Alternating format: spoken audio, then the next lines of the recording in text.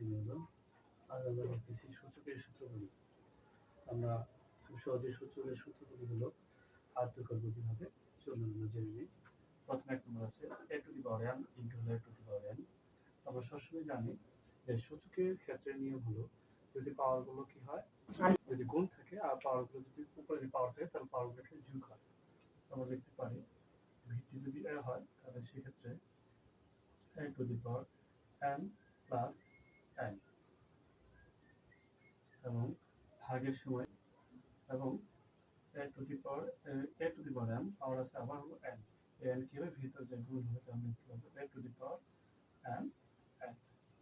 এরপর আমরা জানতে পারি ভিতরে আছে হলো ab, ab এর উপর পাওয়ার আছে n, তো আমরা যেহেতু পাওয়ার n আছে তাহলে সেক্ষেত্রে হবে a to the power n into b two the power n। 5 নম্বরে দেখতেছি a ভাগ b পাওয়ার আছে n, অতএব হলো a to the power n ভাগ b two the power n।